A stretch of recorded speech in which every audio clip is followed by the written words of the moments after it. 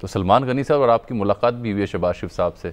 मेरा ख्याल क्योंकि सलमान गनी साहब हमारे मेहमान हैं और वक्त बहुत कम है, पर इनसे इस्तेफादा कर लें।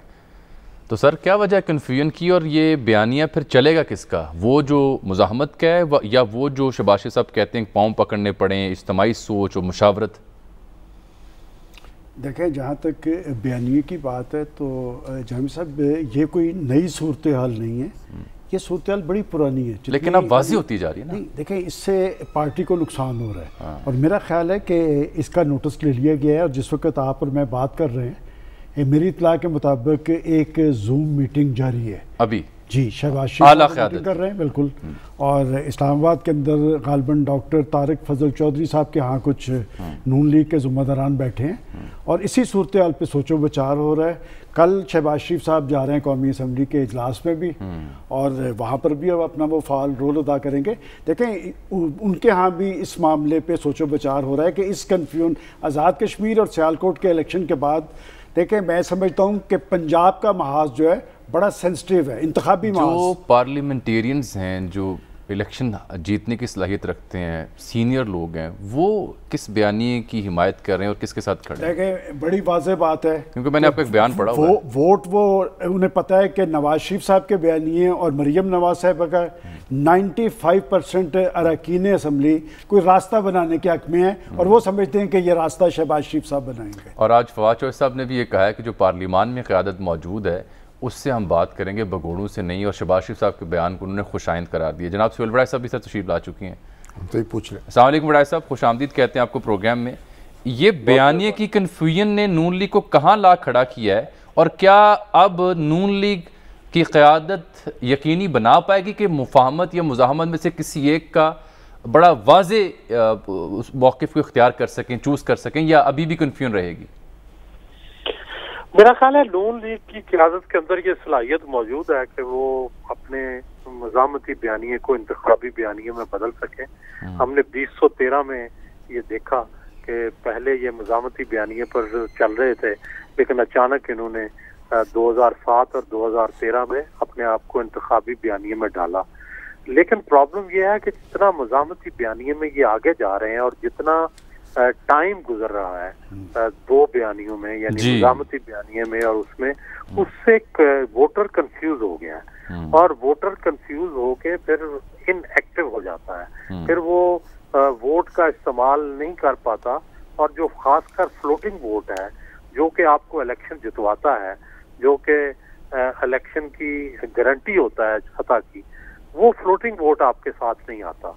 तो इसके लिए ज़रूरी है कि ये अपने जो मज़ामती बयानिया है उसके अंदर तब्दीली करें और अब उसको इलेक्टोरल बयानिया बनाएं, इंतखाबी बयानिया बनाएं, जिसमें इंतखाब जीतने की तरफ तवज्जो दें। आप समझते हैं कि ट्रैक से अभी उतरे नहीं हैं, अभी गुंजाइश बाकी है, या ट्रेन मिस हो चुकी है इस कशमकश के हंगाम नून लीग के लिए? मेरा ख्याल है कि अभी ट्रेन मिस नहीं हुई, अभी पंजाब के अंदर उनका बड़ा होल्ड मौजूद है। अब भी अगर वो अपने आप को संभालें, अपने जो इलेक्टेबल्स हैं उनकी तरफ तवज्जो दें, अपना जो मुज़ाहमती वोट बैंक है उसको भी काबू रखें और साथ ही साथ अगले इलेक्शन की बात करें, उसके मैनिफेस्टो की बात करें, अपने इंतखाबी वादों की बात करें, मुस्तकबिल की बात करें। अब माजी के किस्से से निकल के मुस्तकबिल की बात। तो उस सूरत में तो फिर सुहेल साहब जो क्राउड पुलिंग एलिमेंट्स हैं उनको खामोश रखना या करना होगा, बैकग्राउंड में उनको ले जाना होगा, ये मुमकिन हो पाएगा फिर मुफाहमती अनासर के लिए? नहीं, मेरा ख्याल है कि वो तो सुइसाइडल होगा। अगर क्राउड पुलर यानी मरियम को हम ये कहें कि उसको अंदर भेज दें तो ये तो नुकसान होगा पार्टी के लिए। असल बात यह है कि मरियम नवाज शरीफ को इलेक्शन में इस्तेमाल किया जाए, उनको जलसे जुलूस किए जाएं, लेकिन जो बयानिया है वो इंतखाबी हो, वो इलेक्शन जीतने वाला हो, वो सिर्फ मज़ामती ना हो। मज़ामती बयानिया जो है वो आपको अंदर से तो मजबूत करता है लेकिन आपकी स्ट्रेंथ को बढ़ाता नहीं है, वो आपकी स्ट्रेंथ को महदूद कर देता है। अब इनको बढ़ाने की जरूरत है इलेक्शन जीतने के लिए, नहीं तो ये महदूद होते जाएंगे। सलमान साहब, तो फिर ये जो किसी एक बयानी की जो तश्कील है, इसमें जो हतमी वोट है या हतमी फैसला, ज़ाहिर बात है वो तो कायद का होगा नवाज शरीफ साहब का, तो वो किस तरह का पलड़े में अपना वोट डालने वाले हैं? देखिए जामी साहब, सियासत जो कहते हैं ना, बहते पानी का नाम है, और ये उतार चढ़ाव आते रहे हैं। माजी के इमरान खान साहब के बयानात आपको याद है इस्टेब्लिशमेंट के बारे में, लेकिन आज वो पाकिस्तान के प्राइम मिनिस्टर हैं। मेरा ख्याल पाकिस्तान मुस्लिम लीग नून की अगर आप अवामी ताकत पे नज़र दौड़ाएं तो वो क्या थी, वो असल में उनकी कारकर्दगी है। और आज़ाद कश्मीर के इलेक्शन में इसमें कोई शक नहीं, बड़े बड़े जलसे किए मरीम नवाज साहबा ने। मरीम नवाज साहबा एक सियासी हकीकत है, लेकिन असल जो स्ट्रेंथ है पाकिस्तान मुस्लिम लीग नून की वो उनकी कारकर्दगी है। देखिए 2018 के इलेक्शन की बात हो रही है, बड़ी मुश्किल सूरत हाल में उन्होंने इलेक्शन लड़ा है, लेकिन कारकर्दगी मौजूद थी और कारकर्दगी होने के बावजूद पंजाब के अंदर तो उन्होंने इलेक्शन जीता है। और जहाँ तक कि शहबाज शरीफ साहब ने यह कहा कि जी अगर हम चीज़ें ठीक कर लेते तो प्राइम मिनिस्टर नवाज शरीफ साहब बन जाते, मैं इससे इतफाक़ नहीं करता, इसलिए कि आज की इस नशिस्त में सबसे मोतबर गवाह शामी साहब मौजूद हैं कि 2018 के इलेक्शन से तकरीबन एक माह पहले हम बैठे थे। अगर शहबाज, आप मेरी वो बात मुकम्मल होने दें, बात सुन लें। हाँ, कि एक माह पहले चौधरी निसार साहब भी वहाँ पर मौजूद थे और यही डिस्कशन हो रही थी।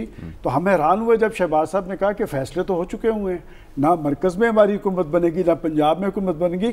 मैं तो वहाँ से इस सोच में पड़ गया कि इस मुल्क में फैसले वोट के ज़रिए होते हैं। वोट के ज़रिए फिर हुए थे। शामी साहब देखिए ये फरमाइए, वो जो शहबाज शरीफ साहब ने कहा है ना 2018 में भी हम इलेक्शन जीत सकते थे अगर इज्तिमाई सोच या मुशावरत होती।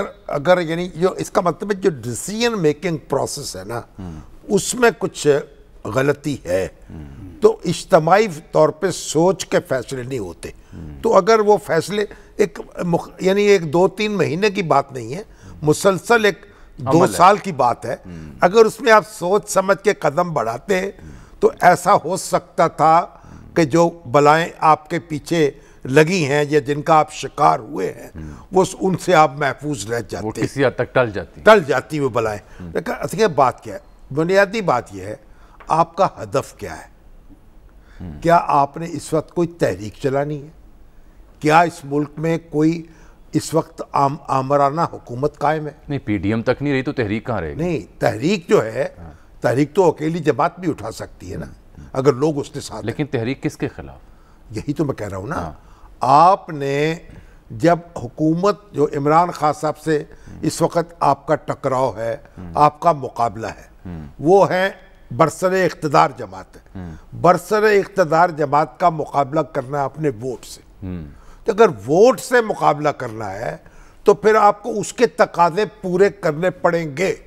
वो देखिए ये ऐसा नहीं होता, ये एक हलीम होती है, हलीम पकती है ना, उसमें दालें भी होती हैं, उसमें गोश्त भी होता है, लेकिन उसे यकजान कर देते हैं आप और जो मिक्स करते हैं वो बयानियां जो वो नवाज शरीफ साहब जो बात कर रहे हैं वोट को इज्जत दो, वो भी इसके अंदर मदगम होगा, लेकिन टेस्ट जो है गोश्त का नहीं होगा, टेस्ट दाल का होगा गालिब।